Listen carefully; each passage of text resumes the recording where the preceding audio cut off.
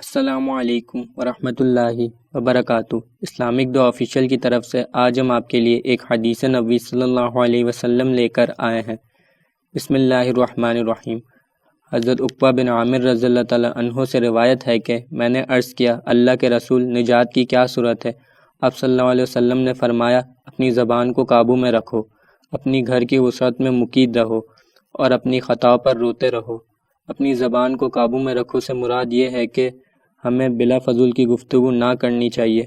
اپنے گھر کی وسعت میں مقید رہو سے مراد یہ ہے کہ ہمیں بلا فضول گھر سے باہر نہیں نکلنا چاہیے، اور اپنی خطا پر روتے رہو سے مراد یہ ہے کہ ہمیں ہر وقت اللہ تعالیٰ کے سامنے اپنے گناہوں کی معافی مانگنی چاہیے۔